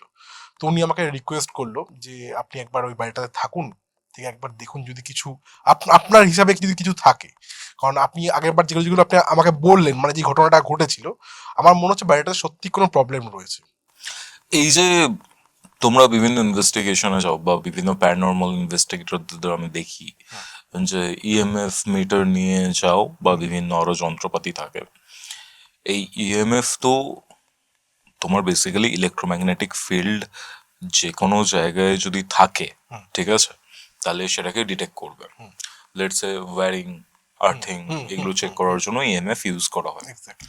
তো সেটাকে কিভাবে একটা প্যারানর্মাল অ্যাসপেক্টে ভূত, প্রেত, নেগেটিভ এনার্জি বা এনার্জি কিভাবে ইএমএফ ডিটেক্ট করে এই জিনিসটা? দেখো অ্যাকচুয়ালি যে নেগেটিভ এনার্জি যেটা হয় তার চারপাশ দিয়ে সারাউন্ডিংয়ে একটা ইএমএফ রেডিয়েশন তৈরি হয়ে যায়, যেটার মাধ্যমে আমরা ইএমএফ ডিটেকশনের মাধ্যমে ডিটেক্ট করতে পারি জিনিসটাকে। তোমাকে আমি কিছুক্ষণ আগে বললাম যে ইএমএফ পলিউশন জিনিসটা কি হয়, যে বাড়ির সামনে কোনো ট্রান্সফর্মার বা টাওয়ার যদি থেকে থাকে তো সেই ক্ষেত্রে সেই বাড়ির মধ্যে ইএমএফ পলিউশন হতে পারে। সেক্ষেত্রে কি হয়, ইএমএফ রিডিং নেয় অটোমেটিক্যালি। তার মানে এটা নয় যে সেই বাড়িতে কোনো ভৌতিক প্রবলেম রয়েছে। সেটা আমরা কি করে বুঝি, সেটা কিন্তু ফ্রিকুয়েন্ট হয় না, মানে একটা জায়গাতে ধরো কনস্ট্যান্টলি হচ্ছে বাড়ির মধ্যে। সেই বাড়ির মানে যারা থাকবে সেই বাড়িতে, সেই বাড়ির মধ্যে তারা অনেক কিছু হ্যালোসিনেট করতে পারবে, যে আদৌ সেই জিনিসগুলো নেই, মনে হবে কেউ পাস করে গেল, কেউ দাঁড়িয়ে রয়েছে, এই জিনিসগুলো আমরা ভেবেছিলাম। কিন্তু আমার মন কোথাও না কোথাও বলছিল না কিছু হতে পারে, কারণ এন্টার ফ্যামিলি দেখছে জিনিসগুলোকে, ওনার বাবা এইসব জিনিস মানে না কিন্তু ওনার বাবাও দেখতে পেয়েছে। আর যেই ফিগারটা ওনারা দেখতে পাচ্ছে সেই ফিগারটা বারবার উপর নিচ করে বেড়াচ্ছে। ইভেন যেই বাড়িতে যে আয়া যারা কাজ করতো, যারা সেবক সেবিকা যারা কাজ করতো, ওদের স্টেটমেন্টও সেম ছিল যে আমরা বাড়ির মধ্যে কিছু না কিছু দেখতে পাচ্ছি। ধরো মাল্টিপল লোকজন একটা পার্টিকুলার জিনিস দেখতে পাচ্ছে, এটা তো ম্যাস হ্যালুসিনেশনও হতে পারে। হতে পারে, একদম। আমি তো সেটাই ভেবেছিলাম যে ম্যাশ হ্যালোসিনেশনের জন্য পার্টিকুলার জিনিসটা হয়েছে। এইবার যে তোমাকে আমি সেকেন্ড পার্ট যেটা বলবো, এইবার আমার ছিল অ্যাকচুয়াল জিনিসটার সম্মুখীন হওয়া, যে ওই বাড়িটাতে যখন আমরা যে মানে ফার্দার গেলাম, যে বাড়িটাতে কেউ আর বেঁচে ছিল না, সেই বাড়িটা থেকে কি হলো তুমি শুনলে তুমি আমার এই অ্যান্সারটা পেয়ে যাবে, বুঝতে পারছো? তো আমাকে উনি রিকোয়েস্ট করলো যে আপনি একবার থাকুন ওই বাড়িটার মধ্যে। আমরা ওই বাড়িটা থেকে তখন আর যাইনি, কিন্তু আমরা নিউটনের বাড়ি থেকে ডিরেক্টলি আমি বাড়ি চলে এসেছি। তো আমি ওনাকে বললাম যে আপনি একটা কাজ করবেন, রাত্রে যাওয়ার দরকার নেই, দিনের বেলাতে আপনি কিছু ফটোগ্রাফস আর কিছু ভিডিও ওই বাড়িটা করে পাঠাবেন। আমি এখন দেখতে চাইছি 6 মাস আগে যে বাড়িটা আমি দেখেছিলাম, 6 মাস পর যেহেতু এখন জনমানবহীন হয়ে রয়েছে ওই বাড়িটা, সেই বাড়িটার সিচুয়েশন কি রয়েছে। ইচ্ছা ছিল যে আমি একাই থাকবো বাড়িটার মধ্যে, কারণ ওনারা বলে দিয়েছিল যে না আমরা থাকবো না, আমার দ্বারা হবে না জিনিসটা, আপনি থাকুন, আপনার যা যা সহযোগিতা দরকার আমরা করব। তো আমি যখন ওই ভিডিও বা ফটোগুলো যখন দেখলাম, আমার সেই ইচ্ছাটা 1 সেকেন্ডের মধ্যে চলে গেল, কারণ ওই বাড়িটাকে আর আগের মতো লাগছে না। মানে দিনের আলোতেই যে ফটোগ্রাফস আর ভিডিওস গুলো যেগুলো আমার কাছে এসছে, সেই ভিডিওস গুলো আমি দেখে বুঝতে পারলাম যে সেই বাড়িটার আগের মতো নেই। আচ্ছা, ঠিক আছে, মানে অন্যরকম পুরোপুরি হয়ে গেছে। আমার সাহসটা সত্যি বলতে 1 সেকেন্ডের মধ্যে শেষ হয়ে গেল। আমি ভাবলাম যে এই বাড়ির মধ্যে আমার একা থাকা হবে না, আমি কাউকে সাথে করে না রাখলে আমি পারবো না ইনভেস্টিগেট করতে। এমন হতে পারে মাঝরাতে হয়তো এমন কিছু দেখলাম যে আমাকে বেরিয়ে আসতে হলো, তাহলে তো জিনিসটা পুরোপুরি কার্যসম্মত হলো না, পুরোপুরি শেষ করতে পারলাম না জিনিসটাকে আমি। তো আমি রাজীবকে গিয়ে বললাম, তখন আমার সেভাবে কোনো টিম ছিল না, এখন যেমন তুমি দেখছো আমার টিম রয়েছে, ওই টাইম আমার সেরকম কোনো টিম ছিল না। আমার ক্যামেরাম্যান বলতে রাজীব ছিল, আর দু একজন বিক্ষিপ্তভাবে ছিল। রাজীব ছিল ডেডিকেটেডলি, ও কথাবার্তা শুনতো, ওর মধ্যে একটু সাহস জিনিসটা ছিল, নার্ভাস হয় কিন্তু ওর জিনিসটার প্রতি একটা প্যাশনের জিনিসটা রয়েছে, বুঝতে পারছো? তো রাজীবকে আমি গিয়ে বললাম, পুরো ঘটনাটা রাজীবকে বললাম, কারণ আমি ওকে মিথ্যে বলে নিয়ে যাবো যে ভাই কিছু ও বলে বাড়ি থেকে বেরিয়ে থাকবো, তো যতই সাহস হোক, কারণ এই বাড়িটা অন্যরকম হয়ে গেছে পুরোপুরি, বাড়িটার মধ্যে কি রয়েছে বোঝা যাচ্ছে না। তো সেক্ষেত্রে রাজীবকে বললাম, রাজীব রাজি হয়ে গেল, বললো ঠিক আছে আমি তোর সাথে যাবো, কবে যাবি খালি বল। তো এই নিয়ে আমরা একটা দিন ঠিক করে ফেললাম যে অমুক দিন আমরা ওই বাড়িটাতে যাব। আচ্ছা, একটা কথা বলো, এটা জানি আমি বা আমার কাছে নিজস্ব একটা এক্সপ্লেনেশন রয়েছে, আমি তোমার থেকে জানতে চাই তোমার কি মনে হয় যে মানুষ মারা গেলেই এন্টিটি, প্রেতাত্মা বা ভূত যেটাকে বলে বেসিক্যালি, এই জিনিসটা হয়ে যায়? দেখো, আজকে যদি মানুষ মারা যাওয়ার পর সত্যি ভূত বা প্রেত হয়ে যেত, তাহলে আজকে মানুষ আর ভূতের সংখ্যা হয়তো সমান সমান থাকতো, বা ভূত মানুষের থেকে বেশি থাকতো। সেটা তো পসিবল না, এটা কখনো হয় না। এটার হওয়ার পিছনে কিছু পার্টিকুলার কারণ রয়েছে। সেই কারণগুলো কি? কিছু মায়া, ঠিক আছে, কিছু কারোর প্রতি মায়া, বা কোনো কাজ অসম্পূর্ণ কাজ, কিছু প্রতিশ্রুতি, কিছু প্রমিস, যেগুলো আমি তোমাকে বলেছিলাম যে হ্যাঁ আমি তোমার জন্য এই জিনিসগুলো করবো। তারপরে মৃত্যুর পর কি হয়, যে মানুষের যে আত্মীয় স্বজন থাকে, মা বাবা বউ বাচ্চা, তাদের প্রতি একটা টান। এই জিনিসগুলো, পার্টিকুলার জিনিসগুলো না, মানে আত্মার মুক্তির ক্ষেত্রে পথে বাধা হয়ে দাঁড়ায়। এবার আসি শাস্ত্রর ব্যাপারটা। শাস্ত্র মতে তিথি নক্ষত্র দিন, তুমি ভালো করে জিনিসটা জানো, তোমাকে আর বলতে হবে না, এটা আমি অডিয়েন্সদের জন্য বলছি স্পেশালি। যখন জন্মের যেমন শুভ দিন শুভ সময় হয়, মৃত্যুরও কিন্তু শুভ দিন শুভ সময় একটা হয়। তো সেই হিসাবে মঙ্গল, শনি আর রবি, এই 3টে দিনকে অশুভ দিন হিসেবে মানা হয় মৃত্যুর ক্ষেত্রে। যে এই 3টে দিনে মারা গেলে এক পা দোষ পাওয়া যায়। এই বলেন এক পাত দোষ, দুপাত দোষ কিভাবে পায় এটা। তো সেই ক্ষেত্রে কি হয়, যে ধরো তুমি শনিবার, মঙ্গলবার বা সানডেতে তুমি মারা যাচ্ছ, রবিবার মারা যাচ্ছ, তো সেই ক্ষেত্রে তুমি এক পা দোষ পাচ্ছ। এবার ওই টাইমে তোমাকে দেখতে হবে তিথি কি ছিল তার মৃত্যুর সময়। 30 দিনের মাস, তার মধ্যে দুটো পক্ষ থাকে, কৃষ্ণপক্ষ শুক্লপক্ষ। তো 30 দিনের মাসের মধ্যে এই পক্ষের মধ্যে 3টে তিথি খুব ভয়ানক খারাপ মৃত্যুর জন্য। কি কি? সপ্তমী, দ্বিতীয়া, সপ্তমী আর দ্বাদশ। এই তিথির মধ্যে যদি একটা তিথি তোমার মৃত্যুর সময় যদি কানেক্ট করে যায়, তো সেই ক্ষেত্রে তুমি দুপা দোষ পেয়ে গেলে। ব্যাপারটা ভালো করে বুঝবে। এবার আসি নক্ষত্রতে। টোটাল 27টা নক্ষত্র রয়েছে, তার মধ্যে 6টা নক্ষত্র মৃত্যুর জন্য খারাপ। ঠিক আছে, অনেক ধরনের নাম রয়েছে, তুমি ভালো করে নামগুলো জানো কি কি রয়েছে ছখানা নক্ষত্র। তো এই ছখানা নক্ষত্রের মধ্যে যদি একটা নক্ষত্র মৃত্যুর সময় কানেক্ট করে যায়, যে না ওই ওই নক্ষত্রের আওতায় সে চলে গেছিল, তাহলে একটা নক্ষত্রের জন্য দুটো দোষ পাবে। তাহলে টোটাল কি হলো, 4 পা দোষ কিন্তু হয়ে গেল। একটা দিন, একটা তিথি, একটা নক্ষত্র, 4 পা দোষ মানে কিন্তু সে প্রেতজনী প্রাপ্তি। বুঝতে পারছো? এই জিনিসগুলো, এই সবকটা ফ্যাক্টর যদি এক জায়গায় এসে ম্যাচ করে যায়, তো সেই ক্ষেত্রে স্পিরিট বা আত্মার মুক্তির পথে বাধা হয়ে যায়, সে ওই বাড়ির চারিদিকে পরিক্রমা করতে আরম্ভ করে। এখানে একটা জিনিস অ্যাডিশন করছি, হ্যাঁ। সেটা হচ্ছে যখন রাহুকাল চলে না, হুম। অনেক ক্ষেত্রে রাহুকালে যখন কেউ মারা যায়, সেই সময়টাও কিন্তু খুব প্রবলেমেটিক হয়ে দাঁড়ায়। একদম। আর আরেকটা যেটা ব্যাপার, যদি কেউ দোষ না পেয়ে মারা যায় সেটাও খুব খারাপ কনসিডার করা হয়, তাই জন্য তাকে দোষ দিয়ে তারপরে তার রিচুয়ালটা কমপ্লিট একদম, করা হয়। একদম ঠিক কথা। অনেক সময় অনেকে দোষ পায় না, দোষ দিয়ে কাটানো হয় রিচুয়ালসটা। তো এইটা হচ্ছে মেন ফ্যাক্টর, যে মারা গেলে অনেকের কনসেপ্ট থাকে যে ও তো সেই বাড়িতে মারা গেছে, তার সেই বাড়িতে কেন ভূত দেখা যাচ্ছে না বা প্রেত দেখা যাচ্ছে না। মারা গেলেই সে ভূত প্রেত হয়ে যায় না। দেখো, মারা গেলে এনার্জিটা রিলিজ হয়ে যাচ্ছে বডি থেকে। এনার্জিটা যদি অন্য কোনো ডাইমেনশনে চলে যায়, বৈতরণী পার করে যায়, একদম তাহলে কোনো এফেক্ট এই ডিমেনশনে পাবে না। এক্স্যাক্টলি। বাট ওই এনার্জিটা যদি এই ডিমেনশনে থেকে যায়, লুপ হয়ে থাকে, ঠিক আছে, তখনই এই প্যারানর্মাল অ্যাক্টিভিটি গুলো হয়। এক্স্যাক্টলি। আর যার জন্য রেসিডুয়াল হন্টিং অনেক ক্ষেত্রে এই কারণেই হয়। একদম একদম ঠিক কথা। তারপর সূর্য কি হলো? হ্যাঁ, তারপর আমি আর রাজীব মিলে ঠিক করলাম যে আমরা ওই বাড়িটাতে যাবো। আমরা মোটামুটি 8:30 9টা নাগাদ বাড়ির মধ্যে থেকে বেরিয়ে গেলাম। খাওয়া দাওয়া বাইরে অলরেডি করে নিয়েছিলাম। করে নিয়ে ওনাদের প্রথমে আমরা নিউটনের বাড়িতে গেলাম। কথা ছিল যেটা, যে ওদের বাড়িতে যাব, ওনারা একজন আমাদের সঙ্গে আসবেন, গাড়ি ঠিকঠাক করা হয়ে গেছিল, যে গাড়ি করে আমাদের ছেড়ে দিয়ে উনি সেই গাড়িতেই ফিরে যাবেন। তো এই ক্ষেত্রে আমরা কি কি ইউজ করেছিলাম, আমরা ইউজ করেছিলাম কম্পাস ইউজ করেছিলাম, যেটা রাউন্ড শেপ কম্পাস হয়, যেটা অ্যানালগ কাটা থাকে, বুঝতেই পারছি এরকম টাইপের কাটাগুলো থাকে। আর তার সঙ্গে ইএমএফ মিটার, কেটো মিটার, আর এর সঙ্গে আমরা ওই লেজার লাইট ইউজ করেছিলাম, লেজার গ্রিড ইউজ করেছিলাম, যেটা একটোপ্লাজম ধরা পড়ে যেটাতে। এই চারটে আমরা ডিভাইস ওখানে ইউজ করেছিলাম। তো ওই বাড়ির যে ভদ্রলোক ছিল, নিউটনের বাড়ির যে ভদ্রলোক ছিল, উনি আমাদেরকে গাড়ি মানে বাড়িতে অব্দি নামিয়ে দিল গাড়ি করে, আর ওই বাড়ির চাবিটা বুঝিয়ে দিল যে নিচের তালা হচ্ছে এটা, যে কটা ঘরে তালা ফালা মারা ছিল এই ঘরে এই জিনিসগুলো রয়েছে। তো বলার পর আমি ওনাকে জিজ্ঞেস করলাম, আপনি কি থাকবেন আমাদের সঙ্গে? আপনি থাকতে পারেন, আপনার কোনো অসুবিধা হবে না। তো উনি বলুন, না আমি মানে থাকবো না, আপনারা করুন যা করার আছে করুন, আপনি আমাকে সকালবেলা ফোন করবেন, আমি আবার গাড়ি নিয়ে চলে আসবো, আপনাকে আবার শিয়ালদায় নামিয়ে দেবো। এটাই কথাবার্তা আমাদের মধ্যে হয়ে গেল।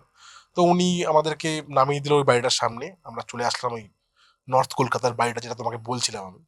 বাড়িটার সামনে নামিয়ে দিল, তখন মোটামুটি রাত্রির ভালোই হয়ে গেছে, প্রায় ধরে রাখো 10টা 10:30 মোটামুটি বাজে। আমরা একটা ভালো টর্চ নিয়েছিলাম হাতে, যাতে আমাদের অসুবিধা খুব একটা না হয়। তো বাড়িতে ইলেকট্রিসিটি ছিল, কানেকশন তখন অবধি ছিল। আমরা লক খুললাম বাইরে। বাড়িটাতে যখন ঢুকছিলাম আমার খুব মনটা খারাপ হয়ে যাচ্ছিল, কারণ আমি যখন প্রথমবার ওই বাড়িটাতে গেছিলাম, ওই ওনার মা মেয়ে সবাই বাড়িটার মধ্যে ছিল, বাবাও ছিল সে লাস্ট টাইমে। তো বাড়িটার মধ্যে একটা অন্যরকম ব্যাপার ছিল, একটা অন্যরকম অ্যাটমসফিয়ার ছিল। যতই যাওয়া হয়ে যাক বাড়িটার মধ্যে, যে মানুষ থাকলে যেমন বাড়িটার একটা অ্যাটমসফিয়ার থাকে, মানুষ না থাকলেও বাড়ির একটা অ্যাটমসফিয়ার অন্যরকম হয়ে যায়। গেটটা খুললাম, খুলে ঢুকলাম, ঢুকে নিয়ে প্রথমে ভালো করে টর্চ দিয়ে জিনিসপত্র দেখে নিলাম।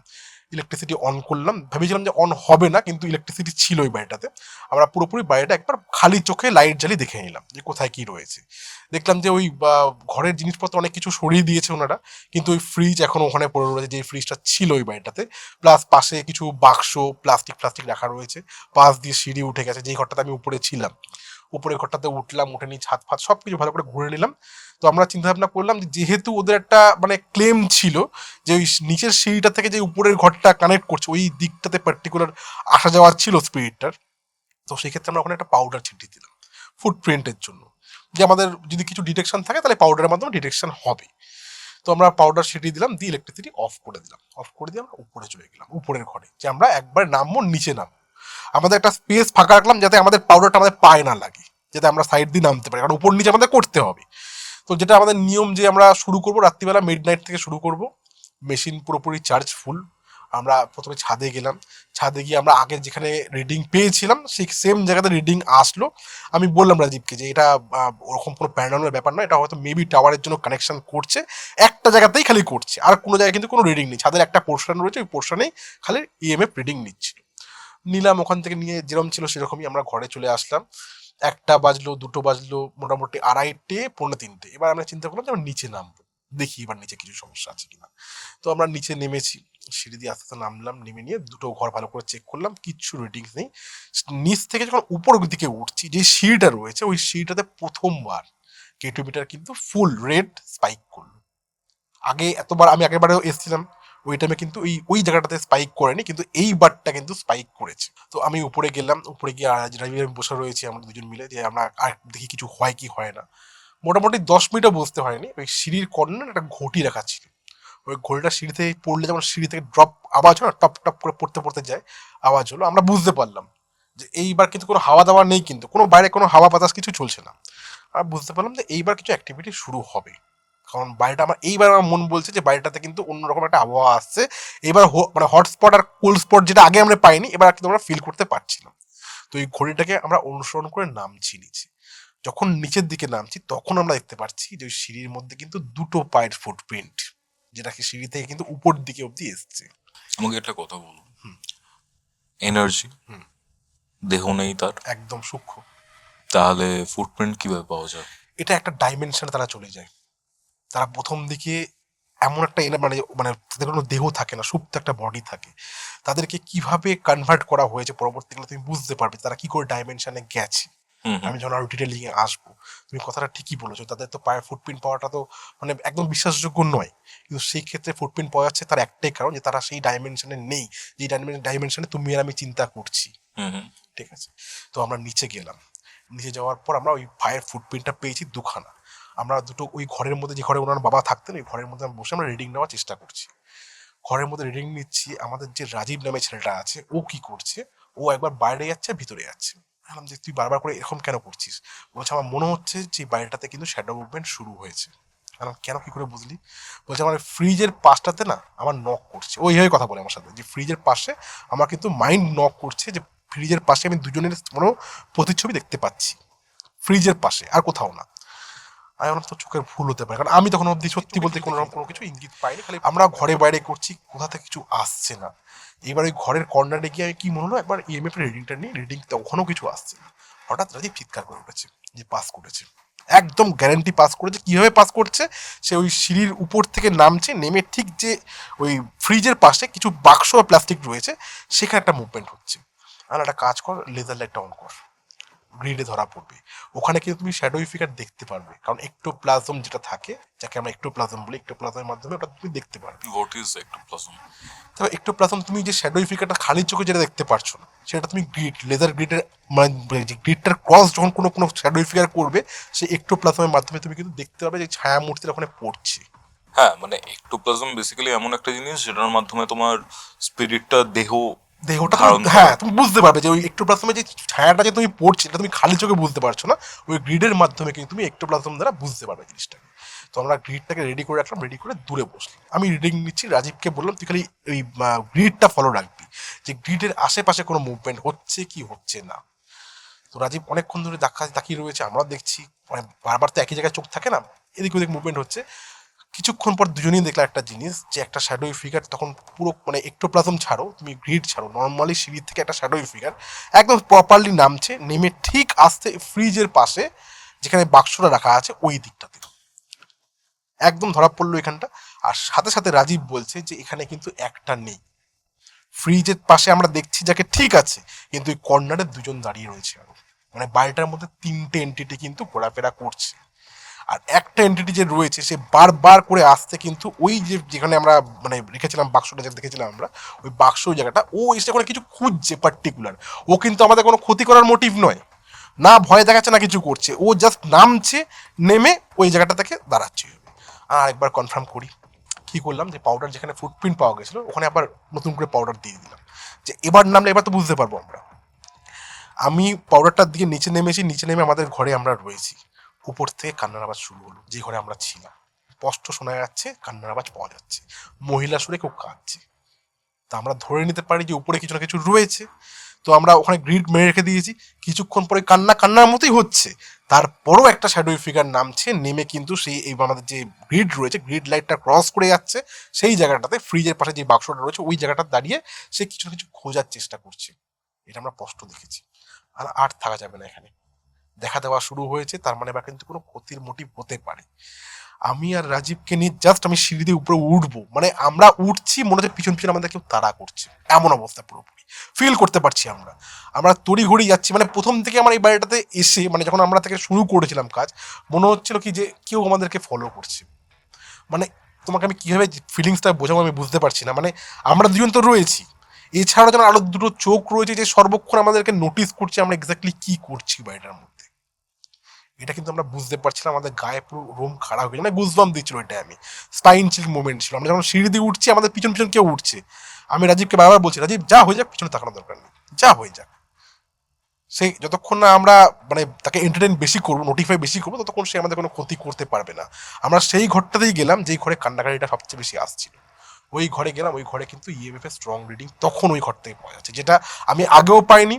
মানে ইন দ্য মিন হোয়াইল আমরা ওখানে যখন প্রথম গেলাম তখন কিন্তু পাইনি। তো আমি ওখানে কমিউনিকেশন করার চেষ্টা করছিলাম যে এই ঘরে এই মুহূর্তে কে রয়েছে। অনেকবার কমিউনিকেশন করার চেষ্টা করলাম, কমিউনিকেশন হচ্ছিল না। রাজীবকে দিয়ে কমিউনিকেশন করানোর চেষ্টা করলাম, তাও হলো না। শেষ পর্যন্ত আমি জিজ্ঞেস করলাম, আমার একটা সন্দেহ হচ্ছিল যে এই বাড়ির যে যিনি যারা রয়েছে তারা কি এই ঘরের মধ্যে রয়েছে কোনোভাবে আবদ্ধ। অ্যান্সার আসলো হ্যাঁ, মানে তোমার ওই কিলোমিটারের রেড কালারের সিগন্যাল দিয়ে ওনারা বুঝিয়ে দিল যে হ্যাঁ।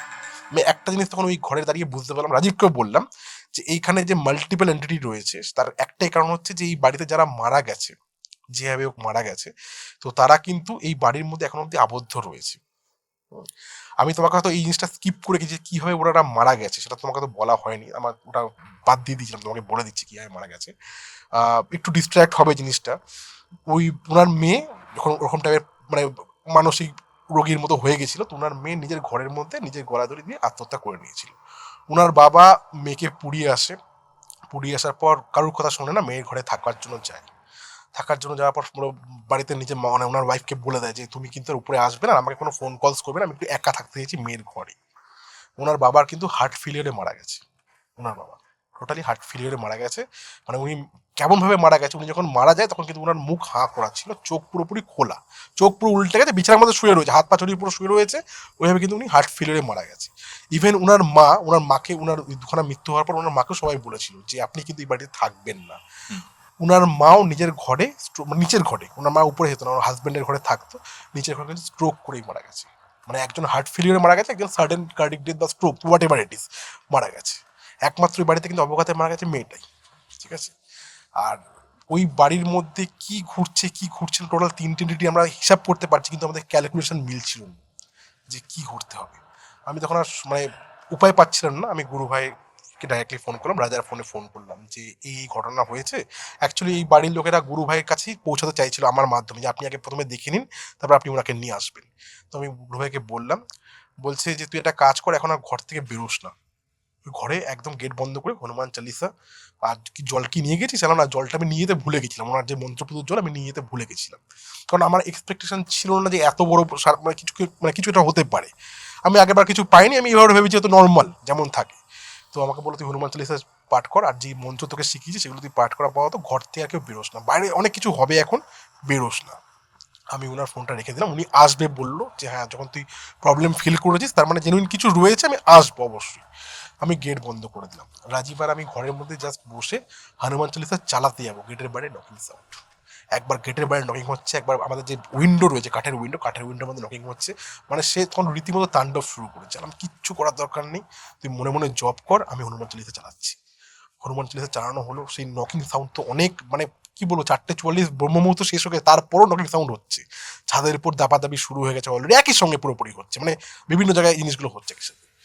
তো হওয়ার পর আমি মোটামুটি ভোরবেলা যখন হয়েছে আমরা নিচে নেমেছি, আমার না একটা মন একটা জিনিস বলছিল যে কি রয়েছে এমন ফ্রিজের পাশে যে বারবার করে সেই এন্টিটিস ওখান থেকে নামছে, নেমে ওই জায়গাটা খোঁজার চেষ্টা করছে। এমন কিছু তো রয়েছে যার জন্য বারবার ওই ওই জায়গাটাতেই আসছে, আর দুজনকে দেখা যাচ্ছে একদম কর্নারে। আমি ওই জায়গাটা গিয়ে খুললাম, খুলে দেখলাম কি ওদের যে পুরনো বালিশ ক্যাথা ওগুলোই বাঁধা রয়েছে, আর তো কিছু নেই ওইখানে। তো ওখানে তো এইভাবে হওয়া উচিত না, এমন তো কোনো পার্টিকুলার জিনিস থাকবে, তারপর তো ও আসবে, তো ওখানে কি খুঁজছিল, কিছু পাইনি। আমি পরের দিনকে চলে আসলাম, ফিরে আসলাম ওখান থেকে, বলে দিলাম যে আপনাদের বাড়িটা কিন্তু হন্টেড হয়ে গেছে, এই প্রবলেম আমরা ফেস করেছি।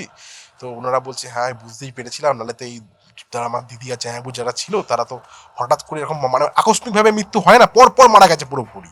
মানে মেয়ে আর বাবা তো একদিনের গ্যাপে মারা গেছে, মা 3-4 মাসের মধ্যে মারা গেছে, এরকম তো হয় না, এগুলো অপমৃত্যু পুরোপুরি ওদের হিসাবে, যে আমার হিসাবে এটা অপমৃত্যু, এটা নর্মাল ডেথ মানে হতে পারে না ওদের হিসাবে। আমি বাড়ি চলে আসলাম, গুরু ভাইকে পুরো ঘটনাগুলো বললাম। আমার একটা ভুল হয়ে গেছিলো, খুব তাড়াহুড়োর মধ্যে আমি ওখানে ছিলাম যে কতক্ষণে বেরোবো, কারণ আমার সত্যি ভয় লাগছিল বাড়িটার মধ্যে, কারণ একটা টাইমে বাড়ির মধ্যে লোকজন ছিল, আজকে নেই, আর তারা আজকে কি অবস্থায় রয়েছে সেটা বুঝতে পারছি না। ওই বাড়িতে কিছু ধুলো কালেকশন করতে বলেছিল আমাকে, যেটা আমার মাথা থেকে একদম বেরিয়ে গিয়েছিল, আমি করতে পারিনি। তো গুরু ভাই আসলো একদিন দিনের বেলা করে, দিন ঠিক হলো যে আমি একবার মানে ভিজিট করবো বাড়িটাতে, যজ্ঞের কথাটা পরে আসছি, ভিজিট করবো, ভিজিট করে দেখি যে কিছু আমি আমার নজরে কিছু আসে কিনা। গুরু ভাই কানা হলো, ওই বাড়ির লোক তখন ছিল, দুপুরবেলার দিকে আমরা গেছিলাম। গুরু ভাই পুরো বাড়িটা ঘুরলো, আমাকে বললো কোন জায়গাটা সবচেয়ে বেশি মুভমেন্ট হচ্ছিল। আমরা তখন বললাম যে এই ফ্রিজটার পাশে। আমি কেন যে হাত ফাত দিইনি, জাস্ট খুলে দেখেছি, দেখে ওইভাবে রেখে দিয়েছিলাম। ওনারা কিছু সরায়নি, ওনাদেরকে বলে দিয়েছিলাম যে ঘর থেকে কিছু সরাবেন না, হয়তো যেটা আমার চোখে পড়ছে না সেটা তো গুরু ভাইয়ের চোখে পড়তে পারে। তো উনি খুললো জিনিসটাকে, খুলে দেখলো বালিশ ফালিশ রয়েছে। উনি না বালিশগুলোকে সরিয়ে একটা বালিশ ভালো করে হাতে নিয়ে না আমাকে হাত দিয়ে চেক করছে। চেক করতে করতে না বালিশের কভারটা খুললো, খোলার পর একটা ওই ওষুধের খাপ, দেখো হোয়াইট কালার ওষুধের খাপ, ওষুধের খাপ পাওয়া গেল একটা। ওই ওষুধের খাপের মধ্যে ছিল মাথার চুল আর হাতের নখ। কার ছিল বলতো ওটা? বর্ণালী। এক্স্যাক্টলি। শেষ দেখার টাইমে বর্ণালী যখন এসছিল ওই বাড়িটাতে, ও বুঝেই নিয়েছিল যে আমার আর কোনো রাস্তা নেই, আমার সব রাস্তা বন্ধ হয়ে গেছে। যখন ওর সঙ্গে কথা বলতে গেছিল, ও তো তখন অলরেডি মানে কি বলবো, মানে মেন্টালি ডিসেবলড ছিল, রিকভারি করছিল। ওই টাইমে ওর নিজের চুল আর নিজের নখ ওর বালিশের কভারের মধ্যে দিয়ে দিয়েছিল।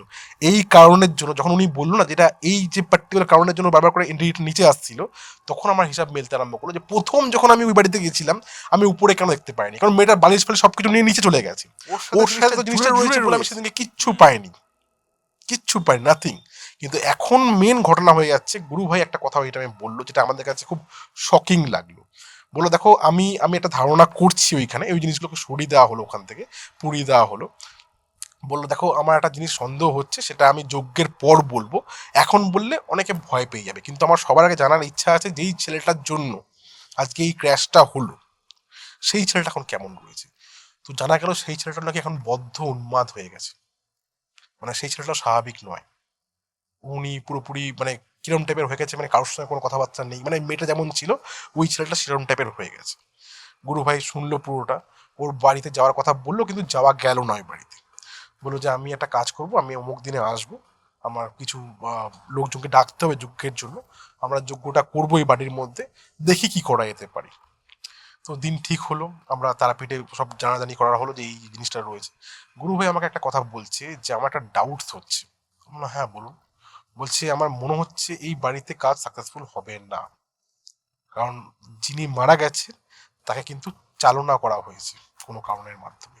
ও যে বর্ণালী যার কথা বলা হচ্ছে সে মারা গেছে, সে আহুতি দিয়েছে নিজেকে শয়তানের কাছে। যদি নিজেকে আহুতি দিয়ে সে যদি মারা যায়, সে একার মাইন্ডেড নয়, তার উপর কেউ রয়েছে যে ওকে এই জিনিসটাকে চালনা করিয়েছে। মানে মরার আগে নিজে জিনিসপত্র রেখে এসছে, তারপর বাড়িতে এসে মরেছে সে। এক্স্যাক্টলি। এটা কিন্তু খুব গুপ্ত একটা ব্যাপার। হুম। মানে এটা এরকম একটা কেস আমারও আচ্ছা, এক্সপিরিয়েন্সে রয়েছে, আমি সেম পেয়েছিলাম। ইকুইভ্যালেন্ট। আলাদা, আচ্ছা বাট এই প্রসেসে পুরো ব্যাপারটা করেছিল। আচ্ছা। মানে কেসটা সলভ করতে গিয়ে আমার মানে মাথার ঘাম পায়ে পড়ে গেছে। কবেকার কেস তুমি সলভ করেছিলে এটা? 2025 সেপ্টেম্বর। কোথাকার কেস ছিল এটা? এটা তোমার ছিল হচ্ছে আমাদের এই বাঙুর, হুম হুম। বাঙুর ভিআইপির ওখানের একটা জায়গা। আচ্ছা, আমি ভাবলাম আমার কেসটা তুমি তো হ্যান্ডেল করছিলে হয়তো ইন ফিউচার। অন্য, আচ্ছা। তাহলে আমি সিমটমস দেখলেই বুঝতে পারতাম এটা সেম কেস। বাট ওরা মাথার ঘাম পায়ে পড়ে গেছে। এরকম এই এই জিনিসগুলো খুব মানে তুমি আউট অফ সাডেন আত্মহত্যা করলে, মারা গেলে, ক্র্যাশ হলো, সেটা আলাদা ব্যাপার। বাট তুমি ইন্টেনশনাল ভাবে তুমি নিজে মারা যাচ্ছ, প্ল্যান করে নিজে স্যাক্রিফাইসটা দিচ্ছ, যাতে তুমি ফিজিক্যালি কিছু করতে পারছো না, স্পিরিচুয়ালি কিছু করতে পারো। বলো শুনি, মানে এটা খুব নোংরা একটা কাজ, খুব নোংরা একটা কাজ এটা। মানে নিজেকে যে শয়তানের কাছে আহুতি দিয়েছে পার্টিকুলার একটা কার্যসিদ্ধি। টেকনিক্যালি শয়তান না, ঠিক আছে, নাম আমি অন ক্যামেরা বলছি না, কার কাছে ইয়া হতে শয়তান হিসেবেই চালাচ্ছি। শয়তান নামটাও নিও না, হ্যাঁ, বাট এন্টিটি বলাটাই বেটার, বেটার হবে। কারণ শয়তান আর এই জিনিসটা পুরোপুরি আলাদা। রিলেট করতে পারবেন অডিয়েন্স অ্যাকচুয়ালি যদি নামটা না নিই আমি।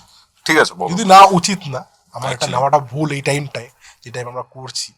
তো যাই হোক, তো আমাকে গুরু ভাই বললো যে এটা একটা দিক আমার মনে হচ্ছে যে এটা মনে হচ্ছে ক্লিয়ারেন্স হবে না, কারণ এটার ক্লিয়ারেন্সটা লুকিয়ে রয়েছে কোন দিকে, ওই যে ছেলেটা রয়েছে ও যতদিন বেঁচে থাকবে এই এন্টিটির কোনোদিনও মুক্তি পাবে না, ওকে করাই হয়েছে এইভাবে। True. আমি তোমাকে বলছি, আমার মানে বুঝবাম দিচ্ছে, মানে কি বলবো, ওই টাইমে আমি যখন শুনছিলাম জিনিসটা, যে তার মানে এখন মেন মুদ্রা হচ্ছে যে ছেলেটাকে মানে মারা যাওয়ার পর তারপরে সে মুক্তি হবে এখান থেকে। বলছে আমরা চেষ্টা করে দেখতে পারি। আমরা চেষ্টা, আমি কি তাহলে ওই ছেলেটাকে ডাকার কথা বলবো, জিজ্ঞেস করলাম যে ছেলেটাকে কি ডাকার কথা বলবো, না ডাকার কথা যাবে না, ওনাকে টাচ করাই যাবে না, কিছু করাই যাবে না, ওনাকে করলে উনি আসার ক্ষতি আগে, হয়ে যাবে। হ্যাঁ উনি ওটাই বললো যে আসার আগে ওনার মৃত্যু হয়ে যাবে, উনি যোগ্য স্থান অবধি পৌঁছাতেই পারবে না। আর তাহলে এখন উপায় কি করতে হবে এখন তাহলে? উনি একটু চিন্তা ভাবনা করলো, করে বললো দেখো আমি চেষ্টা করতে পারি যে কোনোভাবে যদি তাকে অন্য একটা ডাইমেনশনে পাঠিয়ে এই যে তাণ্ডব যেটা চলছে এই তাণ্ডব থেকে মুক্তি পাওয়ার। ছেলেটাকে দেখেছিলে তুমি ফিজিক্যালি? একদম দেখেছিলাম। ছেলেটার ঘাড় ফাড় কি মানে ঘাড় ফাড় কোনোভাবে বেঁকে ছিল বা ঘাড়ে কোনো প্রবলেম না, ছিল, এরকম টাইপের কিছু ছিল? ছেলেটাকে বা তোমায় বলছি, আমি কোমরে?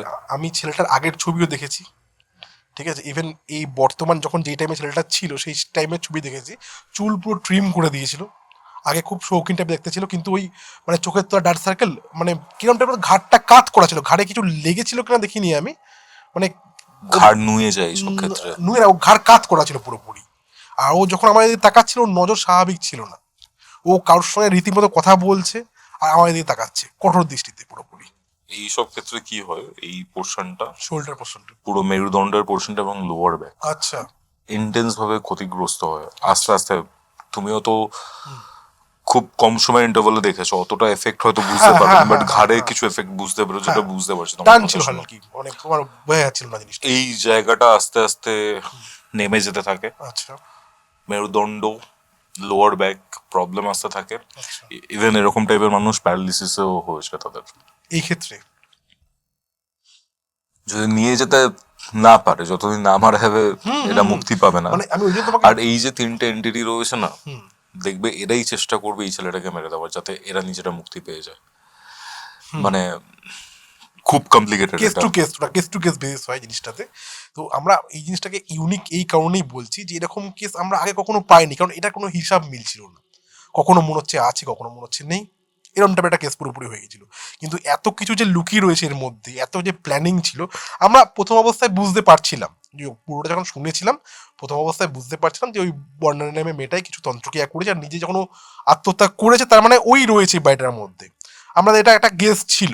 কিন্তু বাদ বাকি যে দুটো এন্টিটি তারও দেখা যাচ্ছিল সেটা কারা ছিল, আমি গ্রুপ বাইকারে জিজ্ঞেস করলাম, বললো এটা তো ওই বাড়ির লোক রয়েছে, ওটা ওর আন্ডারে রয়েছে, একে যদি আমরা মুক্ত করতে পারি তাহলে ও অটোমেটিক্যালি, বর্ণালীকে যদি আমরা সরিয়ে দিতে পারি, সেপারেট করে দিতে পারি, তো সেই ক্ষেত্রে বাড়ির লোকটা অটোমেটিক্যালি রিমুভ হয়ে যাবে।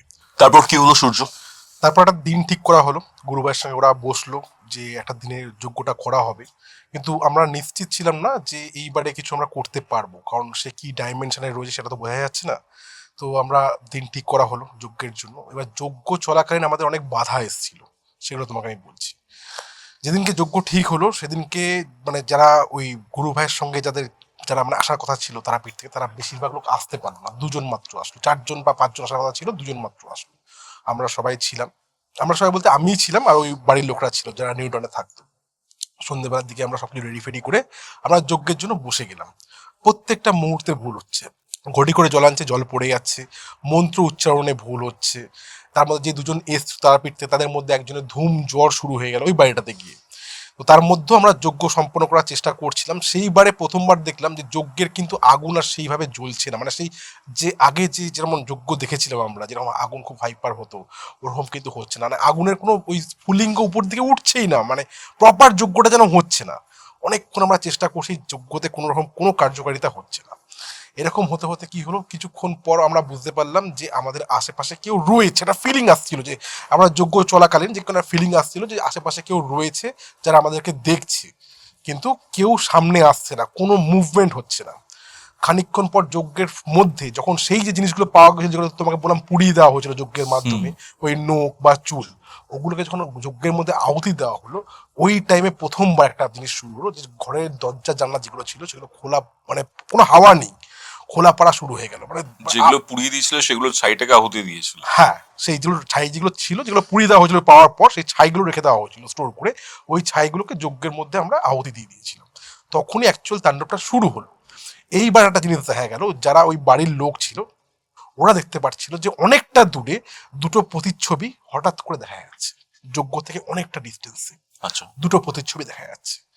গুরু ভাই কিন্তু সবকিছু বুঝতে পারছিল, যজ্ঞ যেভাবে মন্ত্র পড়া সেভাবে মন্ত্র পড়া হচ্ছিল। অনেকক্ষণ পর দেখা গেল তারা কিন্তু মিলিয়ে গেল, আর ওই টাইমে ছাদের উপর থেকে প্রচন্ড দাপাদাপি, বারবার মনে হচ্ছে ছাদ থেকে কিছু এই মুহূর্তে নেমে আসবে, মন বলছিল যে এই মুহূর্তে নেমে আসবে, কারণ পায়ের যে শব্দ যেটা আমরা শুনতে পাচ্ছিলাম সেটা ভয়ানক হয়ে যাচ্ছিল। আর সিচুয়েশন মানে ক্রমাগত যত যজ্ঞ শেষের পথে এগোচ্ছে তত বেশি এই জিনিসটা মনে হচ্ছে তাণ্ডবটা যেন আরো বাড়ছে। কিছুক্ষণ পর যখন যজ্ঞ শেষ হলো, গুরুভাই উঠে দাঁড়ালো, জল চারিদিকে ছেটালো, ছিটিয়ে ওনাদের উদ্দেশ্যে একটাই খালি কথা বললো যে বাড়িটাকে অ্যাবান্ডন করে দিন। কারণ যারা এই বাড়িতে, যারা ওই বাড়ির লোক যারা ছিল, যারা দুটো প্রতিচ্ছবি ছিল, ওরা হয়তো অন্য ডাইমেনশনে চলে যেতে পেরেছে, কিন্তু অ্যাকচুয়াল যার জন্য যজ্ঞটা করা তাকে কিন্তু ডমিনেট করা যায়নি। বর্ণনা। হ্যাঁ, সে কিন্তু এখন ওই বাড়িটার মধ্যে রয়েছে, এমন ভাবে কারণ একটা তার ডাইমেনশনে পাঠিয়ে দিয়েছে, সে পরবর্তীকালে ওই বাড়িটার থেকে মুক্ত তখনই পাবে যখন সেই ছেলেটার মৃত্যু হবে। তো আমাদের এখন প্রাইম ওয়ার্ক কি হলো, যে ওই ছেলেটার যাতে কোনো ক্ষতি না হয়। কারণ যেহেতু ওই বাড়িটার মধ্যে আটকে কি জন্য ছিল, ফার্স্ট অফ অল ওর জিনিসপত্রগুলোর মধ্যে ছিল, সেগুলো পুড়িয়ে দেওয়া হয়েছে। এবার ওর নেক্সট টার্গেট হচ্ছে ছেলেটাকে মারা। এটা আর তো কোনো উদ্দেশ্য নেই, দুটো কারণের জন্য, যে বাড়িটাতে তো সব মানুষ জনশূন্যহীন করে দিয়েছিল, আর কেন করেছিল, যে ওর জিনিসপত্র ওখানে ছিল বলে। কিন্তু নেক্সট উদ্দেশ্য ছিল যেন ওই ছেলেটার মেয়েটা যেন কোনোদিন এক না হতে পারে। ও আমার না তো ও কারণ নয়, ঠিক আছে? তো আমরা কি করলাম, ওই ছেলেটার বাড়িতে আমরা গেলাম, গিয়ে নিয়ে ওর বাড়ির লোকের সাথে কথাবার্তা বলা হলো, সব কিছু খুলে বলা হলো যে আপনার ছেলে কীভাবে এরকম হয়েছে। গুরু ভাইও বললো, ওর বাড়ির লোক মানে যেই নিউটনের ফ্যামিলি যারা ছিল এদেরকে মোটামুটি ওরা চিনতই। তো আমরা ছেলেটার বাড়িটাকে পুরোপুরি বন্ধন করার জন্য ওই বাড়িতে একটা কাজ করা হলো, ক্রিয়া করা হলো, ছেলেটাকে বন্ধন করা হলো, ছেলেটাকে একটা তাবিজ বা কবজ দেওয়া হলো, পুরো বাড়ি বন্ধন করা হলো। বন্ধন করে ছেলেটা আজকের দিনে দাঁড়িয়ে আগের থেকে বেটার রয়েছে। কিন্তু ছেলেটা মানে আমার যেটুকু আমার মনে হয় যে এখন ওকে দেখে তোমার এমন লাগবে যে সুগার পেশেন্ট যেমন দেখতে হয়েছে না, রোগা ক্ষীণ জীর্ণ, ওরকম টাইপের ছেলেটা হয়ে গেছে। মানসিক বিকাশ ঘটেছে, মানসিক বিকাশ অবশ্যই ঘটেছে, কিন্তু ছেলেটা আর আগের মতো সেরকম নেই যেরকম হবে। তো এই ক্ষেত্রে আমরা কি করেছিলাম, আমরা কিন্তু সেই বাড়ির থেকে সেই স্পিরিটকে বার করতে পারিনি। কারণ সে একটা এমন ডাইমেনশনে চলে গেছিল নিজেকে আহুতি দেওয়ার পর, যে সে সেই জায়গাটা ছেড়ে যেতে পারছে না, বা পার্টিকুলার হয়তো ছেলেটার মৃত্যুর অপেক্ষা করছে, তারপরে সে মুক্তি হবে। তো সেই কারণে আমরা ডিসাইড করলাম ওইখানে যে এত যখন বাধা আসছে, এত যখন কিছু হচ্ছে, আমরা ছেলেটাকে প্রোটেকশন দেওয়ার চেষ্টা করেছিলাম। কিন্তু আমাদের প্রোটেকশন কতটা কাজে লাগবে বা আজকের দিনে দাঁড়িয়ে সেই ছেলেটা কেমন আছে আমার জানা নেই। তার পরবর্তীতে যেটুকু শুনেছিলাম যে ছেলেটা আগের থেকে বেটার হয়েছে, কিন্তু ওর শরীরটা জীর্ণ শীর্ণ হয়ে গেছে, যেটা তুমি বলছিলে যে কাজ ঝুঁকে যাবে, হয়তো সেরকমই কিছু না কিছু হয়ে গেছে, যেটা আমরা জানতে পেরেছিলাম। তো আমরা এই ক্ষেত্রে কিন্তু ওই বাড়িটাকে অ্যাবান্ডন করে দিই। উত্তর কলকাতায় সেই বাড়িটা আজও রয়েছে। প্রায় তুমি ধরে নিতে পারো হয়তো ওই আগাছা যেমন জন্মে গেলে যেমন বাড়ি দেখতে হয়ে যায় ভাঙাচোরা অবস্থায়, সেরকম অবস্থাতেই রয়েছে। সেই জায়গাটা তো অনেকে চেনে, অনেকে জানেও, ঠিক আছে? আমি নাম এই জন্য তোমাকে বললাম না যে এক্স্যাক্টলি ওর নামটা কি ছিল। আমাদের এই ঘটনাটা মানে কি বলবো, এই ঘটনাটা কাউকে বলা আমাদের কোনোদিনও হয়নি। এই ঘটনা সবসময় আমাদের স্মৃতিতে থেকে যাবে একটাই কারণে, যে এরকম কেস আমরা পাইনি যে ক্লিয়ারেন্স আনসলভড। আনসলভ পুরোপুরি, যে ক্লিয়ার করতেও আমরা জিনিসটা পারলাম না পুরোপুরি। কিন্তু তার উদ্দেশ্যটা যে এতটা ভয়ানক হবে পরবর্তীকালে, যে এই বাড়িটা তো শেষ হলোই, প্লাস ওই ছেলেটার মৃত্যু, মানে একটা ভালোবাসা মানুষকে যেমন নতুন করে গড়তে শেখায়, তেমনি ভাঙতেও শেখায়, এই জিনিসটাতে প্রমাণ হলো। আর তার মা একটা কথা বলেছিল না, যে একটা মেয়েই সব থেকে বড় একটা মেয়ে শত্রু হয়, সেই কথাটা প্রমাণিত হলো। অনবদ্য একটা এক্সপিরিয়েন্স ছিল, অনবদ্য একটা এক্সপিরিয়েন্স। মানে আমি জানি না যে এটা পুরোটা শোনার পর তোমাকে কি বলবো সূর্যবার্ট। হ্যাঁ, অনেক কেমন কেস থাকে না যেগুলো মাথার মধ্যে থেকে যায়। একদমই। এটাই ছিল আজকের ঘটনা। সূর্যের ঘটনা কেমন লাগলো সেটা কমেন্ট করে জানাবেন।